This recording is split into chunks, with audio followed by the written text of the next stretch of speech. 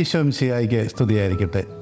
പ്രിയപ്പെട്ടവരെ, നമ്മൾ ഏലിയ ശ്ലീവ മൂശക്കാലത്തിൻ്റെ രണ്ടാമത്തെ ആഴ്ചയിലേക്ക് പ്രവേശിക്കുകയാണ്. ഏലിയ ശ്ലീവ മൂശക്കാലത്തിൻ്റെ ചൈതന്യമൊക്കെ ഞാൻ കഴിഞ്ഞ പ്രാവശ്യം പറഞ്ഞതാണ്. ഈ കാലഘട്ടത്തിൽ നമ്മൾ പ്രത്യേകമായിട്ട് ഏലിയ ദൈവത്തിൻ്റെ വചനം പ്രതിനിധാനം ചെയ്യുന്നു.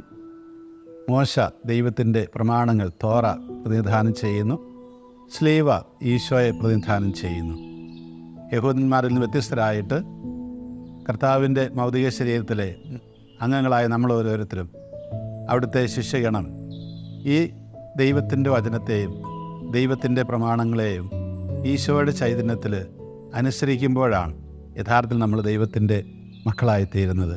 അവൻ പുത്രനായിരുന്നിട്ട് പോലും അനുസരണത്തിലൂടെയാണ്, അല്ലെങ്കിൽ ഈ സഹനത്തിലൂടെയാണ് അവൻ അനുസരണം അഭ്യസിച്ചതൊക്കെ. അവൻ കുരിശുമരണത്തോളം അനുസരിച്ചു എന്നാണ് പറയുന്നത്. ഈ ഒരു അനുസരണത്തിൻ്റെ ചൈതന്യമാണ് ഈ കാലഘട്ടത്തിൽ നമ്മൾ അനുസ്മരിക്കുന്നത്.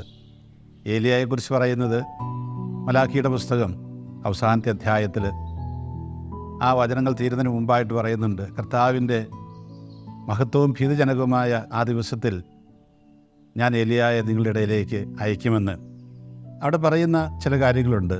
വളരെ പ്രത്യേകമായിട്ട് നമ്മൾ ഓർത്തിരിക്കേണ്ടതാണ്. 4-ാമത്തെ അധ്യായം 5-ാം വാക്യം, കർത്താവിൻ്റെ മഹത്വം ഭീതിജനകവുമായ ദിവസം വരുന്നതിന് മുമ്പ് പ്രവാചകനായ ഏലിയായെ നിങ്ങളുടെ അടുത്തേക്ക് ഞാൻ അയക്കും. ഞാൻ വന്ന ദേശത്തെ ശാപം കൊണ്ട് നശിപ്പിക്കാതിരിക്കേണ്ടതിന് അവൻ പിതാക്കന്മാരുടെ ഹൃദയം മക്കളിലേക്കും മക്കളുടെ ഹൃദയം പിതാക്കന്മാരിലേക്കും തിരിക്കും. അതായത് നമ്മുടെ ദേശത്തെ ദൈവം ശാപം കൊണ്ട് നശിപ്പിക്കാതിരിക്കുന്നതിന് എന്ത് വേണം?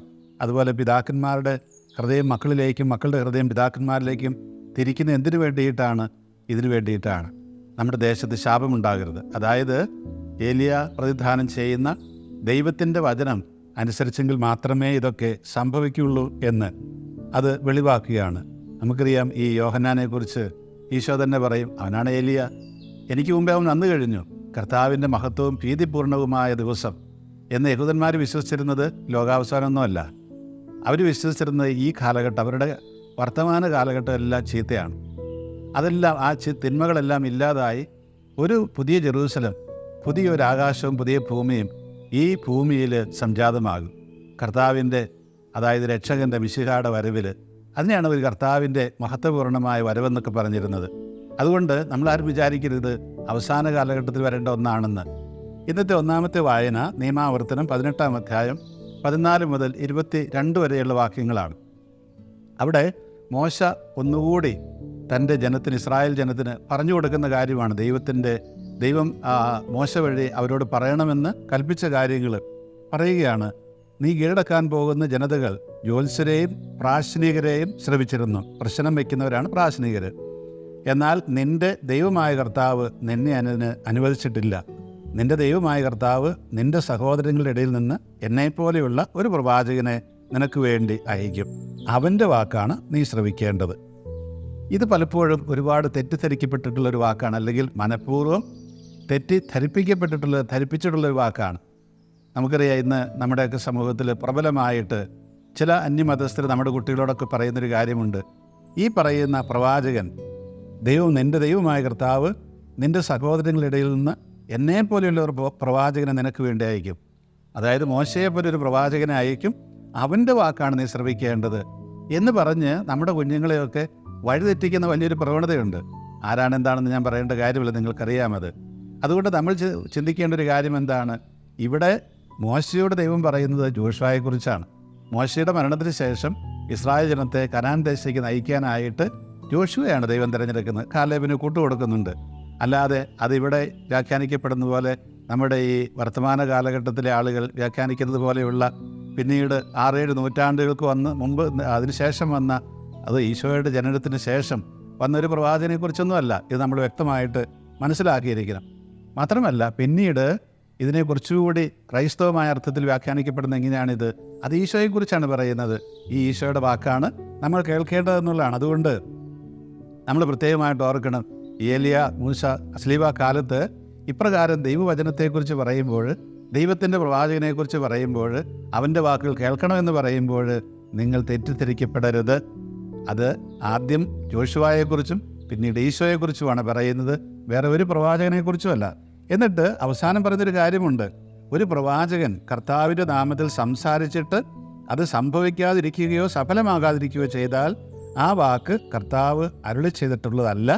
ആ പ്രവാചകൻ അവിവേകത്തോടെ സ്വയം സംസാരിച്ചതാണ്, നീ അവനെ ഭയപ്പെടേണ്ട. അതുകൊണ്ട് ഇങ്ങനെയുള്ള തെറ്റിദ്ധാരണ വരുത്തുന്ന ഈ വ്യാഖ്യാനങ്ങളൊന്നും നമ്മൾ പേടിക്കേണ്ട കാര്യമില്ല. ഈ പ്രവാചകൻ ഈ പ്രവാചകൻ കർത്താവിൻ്റെ നാമത്തിൽ സംസാരിച്ചിട്ട് അത് സംഭവിക്കുന്നില്ലെങ്കിൽ അവൻ പ്രവാചകനല്ല, അത്രയേ ഉള്ളൂ.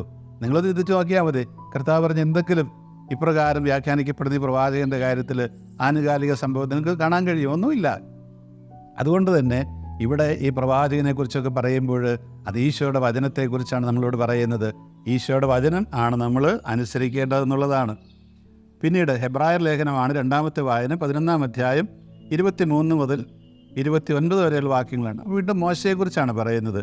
വിശ്വാസം മൂലം മോശയെ അവൻ ജനിച്ചപ്പോൾ മാതാപിതാക്കന്മാർ 3 മാസത്തേക്ക് ഒളിച്ചു വെച്ചു. പിന്നീട് അവൻ പറയുകയാണ്, അവന് ഈജിപ്തിലെ സുഖസൗകര്യങ്ങളൊന്നും വേണ്ടായിരുന്നു. അതുകൊണ്ട് അവൻ ഫറവോയുടെ അടുത്തു നിന്ന് ഓടി രക്ഷപ്പെടുകയാണ്. പിന്നീട് മീദിയാൻ ദേശത്ത് പോയി അവിടെ കല്യാണം കഴിക്കുന്നു. അവിടെ ആടിനെ തീറ്റിക്കൊണ്ടിരുന്നപ്പോൾ ദൈവം വിളിക്കുന്ന കഥയൊക്കെ നമുക്കറിയാം. അപ്പോൾ ഇതേക്കുറിച്ച് പറയുന്നത് എന്താണ്? രാജകോപം ഭയപ്പെടാതെ വിശ്വാസത്താൽ അവൻ ഈജിപ്റ്റ് വിട്ടു. എങ്ങോട്ടാ പോകുന്ന അവന് പിടിയില്ല, പക്ഷേ അവൻ ഓടുകയാണ്. കാരണം എന്താണ്? അവന് വിശ്വാസമുണ്ടായിരുന്നു. ഈ വിശ്വാസമുള്ളത് കൊണ്ടാണ് അവൻ പോയത്. മാത്രമല്ല, അവൻ എന്തിലാണ് ദൃഷ്ടി പതിപ്പിച്ചത്? തനിക്ക് ലഭിക്കാനിരുന്ന പ്രതിഫലത്തിലാണ് അവൻ ദൃഷ്ടി പതിപ്പിച്ചത്. രാജകോപം ഭയപ്പെടാതെ വിശ്വാസത്താൽ അവൻ ഈജിപ്ത് വിട്ടു. അദർശനായവനെ ദർശിച്ചാലെന്നതുപോലെ അവൻ സഹിച്ചു നിന്നു. പ്രിയപ്പെട്ടവരെ, നമ്മൾ ഓർക്കണം, ദൈവം നമ്മളെ നയിക്കുന്നുണ്ട് എന്ന് തോന്നുന്നുണ്ടെങ്കിൽ എന്തിനാ നമ്മൾ പേടിക്കുന്നത്? രാജാക്കന്മാരുടെ മുമ്പിലേക്കും അതുപോലെ ന്യായപാലകന്മാരുടെ മുമ്പിലേക്കൊക്കെ നമ്മൾ ആനയിക്കപ്പെടുമെന്ന് ഈശോ തന്നെ പറഞ്ഞിട്ടുണ്ട്. അതുകൊണ്ട് നമ്മൾ പേടിക്കാൻ പാടില്ല എന്നാണ് പറഞ്ഞത്. ആദ്യജാതരെ കൊല്ലുന്നവൻ അവനെ സ്പർശിക്കാതിരുന്നതിന് വിശ്വാസത്തിലവൻ പെസഹ ആചരിക്കുകയും രക്തം തെളിക്കുകയും ചെയ്തു എന്ന് പറഞ്ഞാൽ മറ്റൊന്നുമല്ല, ദൈവത്തിൻ്റെ വചനമനുസരിച്ച്, ആ വാഗ്ദാനമനുസരിച്ച് അവൻ പിന്നീട് ജീവിച്ചു എന്നാണ്. വിശ്വാസത്താൽ അവർ വരണ്ട ഭൂമിയിലൂടെ എന്ന വിധം ചെങ്കടൽ കടന്നു. എന്നാൽ ഈജിപ്തുകാർ അപ്രകാരം ചെയ്യാൻ ശ്രമിച്ചപ്പോൾ കടൽ അവരെ വിഴുങ്ങിക്കളഞ്ഞു, കാരണം അവർക്ക് വിശ്വാസമില്ലായിരുന്നു. അതുകൊണ്ട് ഈ വിശ്വാസമില്ലാത്ത ഒരാൾക്ക് യഥാർത്ഥത്തിൽ ഇപ്രകാരം ഈ ദൈവത്തിൻ്റെ വചനം അനുസരിക്കാൻ സാധ്യമല്ല. കർത്താവിൻ്റെ ചൈതന്യത്തിൽ അതിനെ സ്വീകരിക്കാൻ സാധ്യമല്ല. പരിശുദ്ധ പിതാവ് വിശുദ്ധ ജോൺ പോൾ രണ്ടാമൻ മാർപ്പാപ്പ ഒറിയന്താലെ ലൂമൻ എന്ന് പറയുന്നതിൻ്റെ അപ്പസ്തോലിക ആ എഴുത്തിൽ പറയുന്നുണ്ട്. അതായത് കുരിശിനെ നമ്മൾ പൊള്ളയാക്കി കളയരുത്, അതിൻ്റെ അർത്ഥം ചോർത്തിക്കളയരുതെന്ന് അദ്ദേഹം ഒരു വാചകം പറയും. അതിനകത്ത് എന്ന് പറഞ്ഞാൽ എന്താണ്? ഈ കുരിശിൻ്റെ പിന്നാലെ പോകുന്നവർ, കുരിശ് പ്രതിസ്ഥാനം ചെയ്യുന്ന ഈശോയെ പിൻചെല്ലുന്നവർ ഈ കുരിശിൻ്റെ അർത്ഥം എന്താണെന്ന് മനസ്സിലാക്കാതെ പോകരുത് എന്നാണ് ഈ പരിശുദ്ധ പിതാവ് പറയുന്നത്.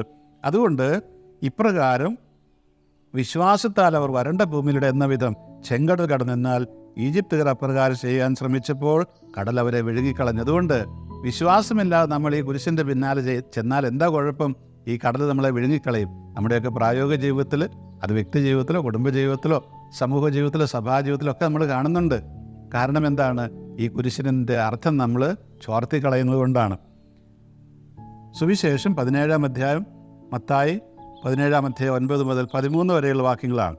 അവിടെ മലയിൽ വെച്ച് ഈശോ രൂപാന്തരപ്പെടുന്നതാണ്. അതിനുശേഷം അവർ മലയിൽ നിറങ്ങുമ്പോൾ ഈശോ അവരോട് ആജ്ഞാപിച്ചു, മനുഷ്യപുത്രൻ മരിച്ചവരിൽ നിന്ന് ഉയർപ്പിക്കപ്പെടുന്നത് വരെ നിങ്ങൾ ഈ ദർശനത്തെപ്പറ്റി ആരോടും പറയരുത്. അപ്പോൾ എന്താണ് ശിഷ്യന്മാർ അവനോട് ചോദിച്ചു, ആദ്യം ഏലിയ വരണമെന്ന് നിയമിച്ചർ പറയുന്നത് എന്തുകൊണ്ടാണ്? അവൻ പറഞ്ഞു, ഏലിയ വന്ന് എല്ലാം പുനഃസ്ഥാപിക്കുക തന്നെ ചെയ്യും. എന്നാൽ ഞാൻ നിങ്ങളോട് പറയുന്നു, ഏലിയ വന്നു കഴിഞ്ഞു. ഏലിയ വന്നു കഴിഞ്ഞെങ്കിലും അവർ അവനെ മനസ്സിലാക്കിയില്ല. തങ്ങൾക്ക് ഇഷ്ടമുള്ളതെല്ലാം അവനോട് ചെയ്തു. അതുപോലെ മനുഷ്യപുത്രനും അവരിൽ നിന്ന് പീഡകളേക്കാൻ പോകുന്നു. സ്നാപക യോഹന്നാനെ പറ്റിയാണ് അവൻ തങ്ങളോട് സംസാരിച്ചെന്നപ്പോൾ ശിഷ്യന്മാർക്ക് മനസ്സിലായി. അതായത് ഈ ഏലിയ എന്ന് പറയുന്ന വ്യക്തി ഇവിടെ യോഹന്നാനായിട്ടാണ് ഈശോ അവതരിപ്പിക്കുന്നത്. നമുക്ക് ഇന്ന് ഈശോയുടെ വചനം എങ്ങനെയാണ് കിട്ടുന്നത്? അത് ഈശോ നേരിട്ട് ഏലിയ അയച്ചിട്ടൊന്നുമല്ല, ഒരുപാട് മാധ്യമങ്ങളിലൂടെയാണ്. നമ്മുടെ വിശുദ്ധ ഗ്രന്ഥമുണ്ട്, നമ്മുടെ വിശുദ്ധ കുർബാനയിൽ വായിക്കപ്പെടുന്ന സുവിശേഷം അല്ലെങ്കിൽ ലേഖനങ്ങൾ, പഴയ നിയമ വായനകൾ, അതുപോലെ എന്തെല്ലാം കാര്യമുണ്ട്. ഇതിലൂടെ എല്ലാം നമുക്ക് ദൈവത്തിൻ്റെ വചനം കിട്ടുകയാണ് ചെയ്യുന്നത്. ദൈവത്തിൻ്റെ വചനം മാംസം ധരിച്ചതാണ് ഈശോ. ഈ സഭയിലൂടെ നമുക്കത് കിട്ടുന്നുണ്ട്. അതുകൊണ്ട് ഈ ഏലിയ എന്ന് പറയുന്ന ഒരു മനുഷ്യൻ തിരികെ വന്ന് വീണ്ടും ഇതെല്ലാം പറഞ്ഞു തരുമെന്ന് നമ്മൾ കരുതരുത്.